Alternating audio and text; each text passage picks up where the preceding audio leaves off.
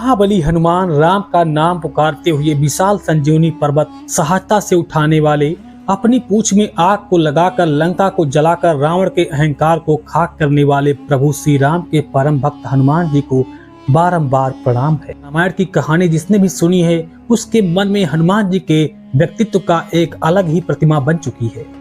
हनुमान जी 7 चिरंजीवियों में से एक है जो कई युगों से धर्म की रक्षा कर रहे हैं। वो सर्वज्ञानी हैं, शक्तिशाली हैं और ब्रह्मचारी की तरह अपना जीवन बिताते हैं। लेकिन अगर आपसे हम कहें कि हनुमान जी का एक ऐसा भी रूप है जो तंत्र विद्या से जुड़ा है, अगर हम आपसे कहें कि रामायण के एक संस्करण के अनुसार हनुमान जी की शादी रावण की भांजी से हुआ था, तो आपको कैसा लगेगा? क्या हनुमान जी के बारे में हम जो बचपन से सुनते आ रहे हैं वो सब गलत है? क्या हमारे मन में बसी हनुमान जी की छवि सच्चाई बिल्कुल अलग है? इन सवालों के जवाब हनुमान जी से जुड़े एक ऐसी कहानियों में छुपे हैं जिनके बारे में शायद आज भी ज्यादा लोग नहीं जानते हैं। सदियों से रामायण के कई अलग अलग वर्जन हमारे सामने आते रहते हैं। ऐसे ही एक वर्जन के अनुसार हनुमान जी कभी ब्रह्मचारी थे ही नहीं। उनका विवाह रावण की भांजी से हुआ था। बिमलासुरी के लिखे रामायण जैन संस्करण पद्मचरित के अनुसार हनुमान जी विद्याधर थे, अर्थात वे एक अलौकिक प्राणी थे, यानी एक सुपर नेचुरल बीइंग।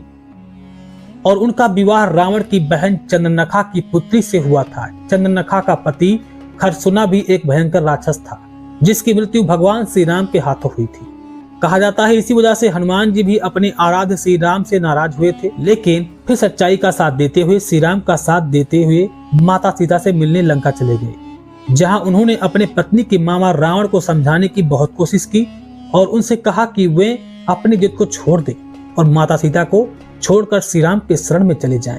लेकिन अहंकारी रावण ने उनकी एक भी बात नहीं मानी। तब हनुमान जी प्रभु श्री राम की सेना में शामिल होकर अपने ही मामा ससुर के साथ लड़ने में कठिन फैसला लिया। दोस्तों, इसके बाद रावण को प्रभु श्री राम ने आगे चलकर मार डाला।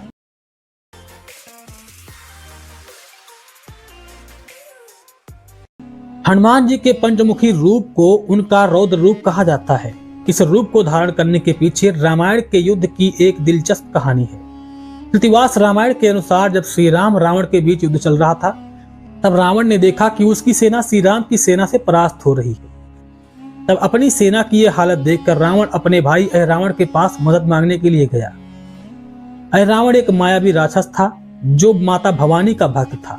भवानी और तंत्र विद्या का विद्वान था। अपने भाई की परेशानी समझकर उसने अपनी मायावी शक्ति का प्रयोग कर श्री राम की सेना को एक गहरी निद्रा में सुला दिया और श्री राम और लक्ष्मण का अपहरण करके उन्हें पाताल लोक ले गया। जैसे ही हनुमान जी श्री राम और लक्ष्मण की सहायता करने के लिए आगे बढ़े, अहिरावण बड़ा बनकर उनके सामने खड़ा हुआ और हनुमान जी और अहिरावण के बीच एक भयंकर युद्ध शुरू हो गया। युद्ध में जहां हनुमान जी अपनी पूरी शक्ति के साथ उसका मुकाबला कर रहे थे, वहीं अहिरावण माया का इस्तेमाल करके बार बार बच रहा था। बहुत देर तक चले इस युद्ध के बाद हनुमान जी ने देखा कि अहिरावण ने 5 दिशाओं में 5 दीपक जलाकर रखे थे। दरअसल मां भवानी की कठिन तपस्या करने के बाद अहिरावण को एक वरदान मिला था कि जो व्यक्ति इन 5 दिए को एक साथ बुझाएगा वही अहिरावण का वध कर पाएगा। इसी कार्य को पूरा करने के लिए हनुमान जी ने अपना पंचमुखी रूप धारण कर लिया। उत्तर दिशा में वराह मुख, दक्षिण दिशा में नरसिंह रूप और पश्चिम दिशा में गरुण मुख, आकाश की तरफ हयग्रीव मुख, पूर्व दिशा में हनुमान मुख। अपने इस पंचमुखी रूप में आकर हनुमान जी ने 5 दिशाओं के दीपक को बुझा दिए और अहिरावण का वध कर दिया। भारत के कई अलग अलग हिस्सों में पंचमुखी हनुमान जी के कई मंदिर हैं। ऐसा माना जाता है कि हनुमान जी के इस रूप की पूजा सिद्धि हासिल करने के लिए की जाती है, लेकिन पंचमुखी हनुमान जी की साधना करना बिल्कुल आसान नहीं है। हनुमान जी के पंचमुखी रूप को अवसर तंत्र विद्या से जोड़ा जाता है और कई तांत्रिक एक्स जैसे विद्या नर्व तंत्र में इस रूप को अलग अलग तरीके से समझाया गया है। आज भी पंचमुखी हनुमान जी के मंदिरों में हनुमान जी की पूजा तांत्रिक तरीकों से की जाती है, जिसमें 14 दिन और 14 रात बिना रुके मंत्रों का जाप किया जाता है। सेंट्रल अमेरिका के हॉन्डरल इलाके में हनुमान जी की एक खोई हुई नगरी है जो the last city of monkey God के नाम से मशहूर है। एक ऐसा नगर जिसे हनुमान जी ने राक्षसों से बचाया था। रामायण के युद्धकांड के अनुसार हनुमान जी को भगवान राम की सहायता करने पाताल लोक जाना पड़ा। कहा जाता है कि उनकी मुलाकात पहली बार उनके पुत्र मकरध्वज से हुई। मकरध्वज पाताल लोक का द्वारपाल यानी पहरेदार हुआ करता था। जैसे ही हनुमान जी ने पाताल लोक में जाने का प्रयास किया, मकरध्वज उनके सामने आकर खड़ा हो गया और उनके बीच भयंकर युद्ध छिड़ गया। जब भी हनुमान जी भी मकरध्वज पर वार करते, वह उतनी ही ताकत से उन पर पलटवार करता। उसकी शक्ति को देखकर हनुमान जी भी आश्चर्यचकित होकर उनसे पूछने लगे, तुम कौन हो? तब मकरध्वज ने हनुमान जी से अपने जन्म की कहानी सुनाई।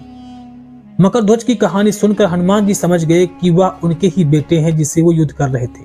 लेकिन मकरध्वज अपना कर्तव्य छोड़ने को तैयार नहीं था और एक लंबी लड़ाई के बाद हनुमान जी ने मकरध्वज को पराजित कर पाताल लोक में प्रवेश किया। भावार्थ रामायण के युद्ध कांड में हनुमान जी और मकरध्वज की एक मुलाकात के बारे में बताया गया है।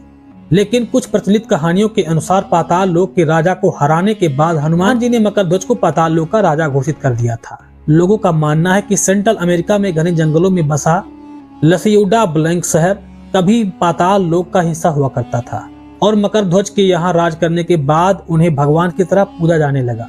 लेकिन आज यह शहर सिर्फ अवशेष के रूप में मौजूद है। जब पुरातत्ववेत्ताओं ने 2012 के आसपास क्षेत्रों की खुदाई की, तब उन्हें कई पुरानी अवशेष मिले जो हजारों साल पुराने थे। इसी के साथ ही एक वानर देवता की पुरानी मूर्ति पाई गई जो बिल्कुल हनुमान जी जैसी दिखती है।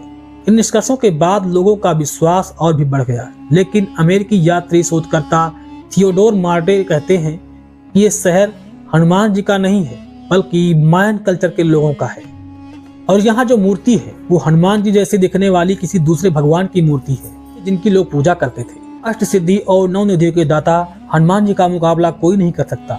लेकिन एक समय ऐसा भी आया जब देवताओं को हनुमान जी के इन गुणों पर संदेह होने लगा और उन्होंने तय किया कि वे हनुमान जी की परीक्षा लेंगे। रामायण के सुंदर कांड के अनुसार जब हनुमान जी श्री राम के आदेश पर लंका जा रहे थे, तब उनकी मुलाकात सुरसा नामक एक राक्षसी से हुई। जब हनुमान जी लंका जाने के लिए समुद्र पार कर रहे थे, सुरसा अचानक एक विशाल पर्वत के समान उनके सामने खड़ी हुई। गहरी पीली आंखें, बड़े बड़े दांत और एक लंबा भयानक चेहरा लिए सुरसा ने हनुमान जी की रास्ता रोक लिया। उसने हनुमान जी से कही, अगर तुम समुद्र पार करना चाहते हो तो मेरे मुख से होकर तुम्हें गुजरना होगा। हनुमान जी ने उसको समझाने की कोशिश किया कि वे प्रभु श्री राम की आज्ञा पालन कर रहे हैं, इसलिए उन्हें आप ना रोकें। लेकिन सुरसा उनकी कोई भी बात सुनने के लिए तैयार नहीं थी। उसने हनुमान जी से कहा कि उसे देवताओं से वरदान मिला है जिसके कारण कोई भी समुद्र को पार करना चाहता है तो सुरसा के मुख से होकर ही जाना पड़ेगा, और जैसे ही कोई उसके मुख में प्रवेश करता वह उसे जीते जी खा लेती। ये सुनकर हनुमान जी मुस्कुराते हुए उसे पूछते हैं, लेकिन क्या तुम मेरे शरीर को अपने मुंह में समा सकती हो? और फिर धीरे धीरे उन्होंने अपने शरीर का आकार बढ़ाना शुरू कर दिया। जैसे जैसे वो विशाल होते गए, सुरसा भी अपना मुख चौड़ा करने लगी कि वह उसे निगल सके। लेकिन तभी हनुमान जी ने अचानक अपना शरीर एक चींटी के समान कर लिया और इससे पहले कि सुरसा कुछ समझ पाती, वो उसके मुख से बाहर निकल आए। इस कहानी का एक अलग वर्जन भी है जिसमें ऐसा कहा जाता है कि हनुमान जी सुरसा के मुख में जाकर उसके कान से बाहर निकल आए थे। हनुमान जी की कुशलता देखकर सुरसा दंग रह गई। विष्णु पुराण में कहा गया है कि वास्तव में सुरसा प्रजापति दक्ष की पुत्री और नागों की माता थी। अध्यात्म रामायण के अनुसार देवलोक के देवताओं ने उसे भयंकर राक्षसी बनकर हनुमान जी की परीक्षा लेने के लिए भेजा था। लेकिन इस घटना के बाद सुरसा को हनुमान जी की बात समझ आ गई।